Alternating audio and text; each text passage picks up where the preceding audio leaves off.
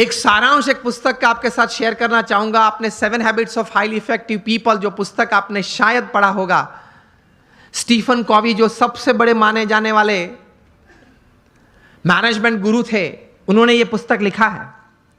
Considered to be the most famous management book ever written.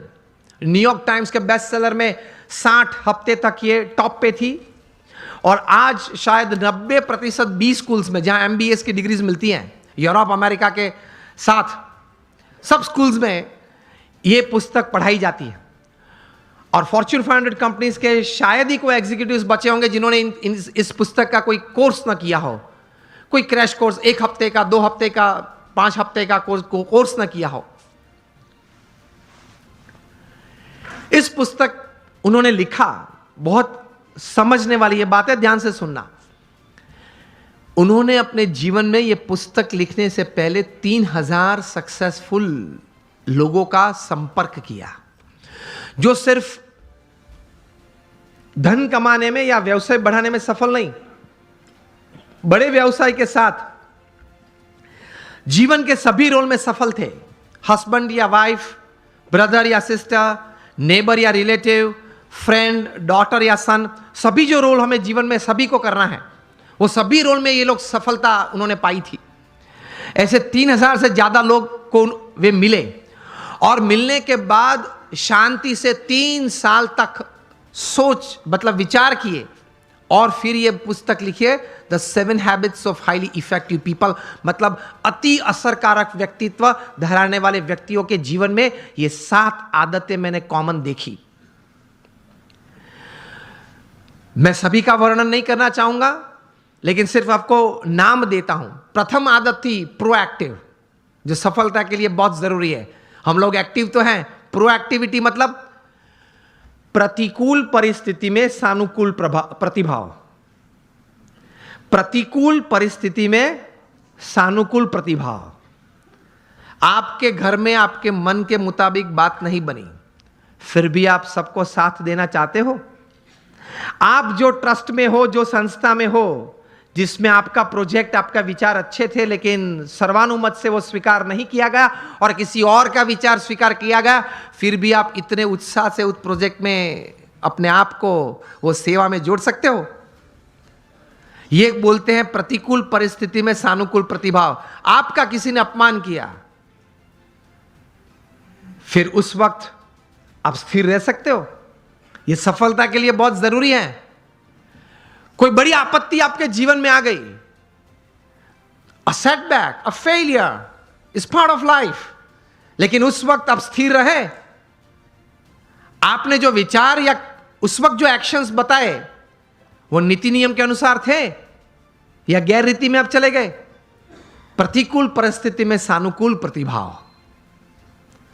किसी ने चांटा मारा, फिर भी आप हंस सकते हैं। To keep yourself stable is the first important aspect. प्रतिकूल परिस्थिति में सानुकूल प्रतिभाव। दूसरी बात लिखते हैं, begin with the end in mind. जो भी आप करना चाहते हैं तो उसका अंतिम परिणाम आप क्या चाहते हैं वो आप अभी से सोच लें, और अंतिम नतीजा शायद क्या भी आ सकता है वो भी आप तैयार कर लें। तीसरी बात लिखिए, putting first things first, priority. चौथी बात लिखिए, थिंक विन विन। आप भी जीते, मैं भी जीतूं। आप भी पैसा कमाए, मैं भी कमाऊं। आप भी सुखी हो, मैं भी सुखी हूं। क्योंकि ये नेट का जमाना है, एज ऑफ इंफॉर्मेशन है, क्वालिटी कंट्रोल का जमाना है। आप किसी व्यक्ति या किसी कलीग के साथ 1 बार 2 बार चीटिंग कर पाओगे, तीसरी और चौथी बार नहीं। यस और नो? Think win win. मैं जिसके साथ धंधा करता हूं वो भी जीते, मैं भी जीतूं। वो भी सुखी हो, मैं भी सुखी हूं, दोनों कमाएं। 5वीं बात लिखी थी, seek first to understand and then to be understood. ये मिलियनर यूथ समृद्ध जीवन के लिए ये आदत बहुत जरूरी है। Seek first to understand and then to be understood. आप पहले वो व्यक्ति को समझने का प्रयत्न करें, फिर वो व्यक्ति मुझे समझे, ऐसी अपेक्षा रखे। हमारी बात ये होती है कि देख तू मेरा सुन, पहले तू मेरी बात सुन। ये स्टीफन कॉवी लिखते हैं, ये 3000 सक्सेसफुल पीपल के जीवन में ये आदत थी, पहले वे सामने वाली व्यक्ति को शांति से सुनते थे। कभी हम सुनते हैं तो उसके पीछे हमारा विचार ये रहता है कि इसको उत्तर क्या दूं। उत्तर देने के लिए मत सुनना, स्टीफन कॉवी लिखते हैं एम्फैटिक लिसनिंग, समझने के लिए सुनना।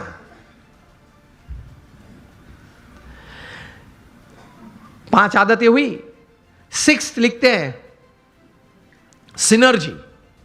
एनर्जी तो हम सब समझते हैं, मतलब आगे ऐसा लगता है। सिनर्जी मतलब 2 या 2 से ज्यादा व्यक्ति जब साथ में आते हैं, कुछ काम करने का निर्णय लेते हैं, काम करना शुरू करते हैं, मतभेद हो जाते हैं, कभी मनभेद भी हो जाते हैं, फिर भी साथ रहने का निश्चय करते हैं, साथ रहते हैं और चर्चा करते हैं, कॉमन मिनिमम प्रोग्राम डिसाइड करते हैं, कॉमन मिनिमम प्रोग्राम के लिए अपनी एनर्जी रिसोर्सेज अंदर डालते हैं, एक परिणाम पैदा करते हैं और परिणाम का आनंद लेते हैं, उसी आनंद में दूसरा काम करने का तैयार करते हैं, उसको सिनर्जी बोलते हैं। ये सिनर्जी के साथ काम करना वो आपको समृद्ध बनाएगा। लेकिन हमारी विचारधारा और आदत ऐसी है, 1 इंडियन इक्वल टू 3 जापानीज। एक भारतीय, उसमें इतनी ताकत होती है, 3 जापानीज जो काम कर सकते हैं वो एक भारतीय कर सकता है। 1 Indian equal to 3 Japanese, 2 Indians equal to 1 Japanese. अब पता चला, जब 2 भारतीय साथ में आते हैं ना, तब संप टूटता है। मेरे हिसाब से करना है, वो बोले मेरे हिसाब से करना है, तो फिर दोनों की शक्ति साथ में आती है तो भी कितनी बन जाती है, एक जापानीज जैसी। And 3 Indians equal to 0। 3 साथ में आ जाते हैं तो 0 बन जाता है।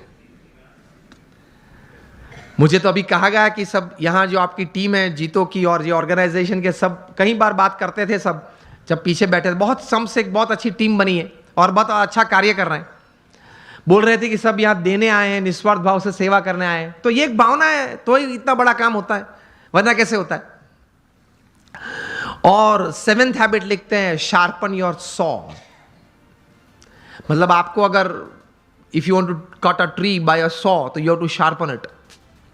तो your saw, your physical saw, you have to keep exercises, mental saw, you have to keep good reading and thinking good.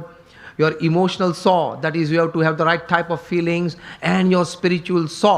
इसमें स्टीफन कॉवी लिखते हैं कि connect with your creator through prayers every day.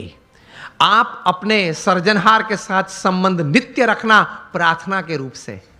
ये 3000 सफल व्यक्ति के जीवन में उन्होंने भगवान के प्रति श्रद्धा दृढ़ देखी। ये सफलता का बहुत बड़ा कारण है।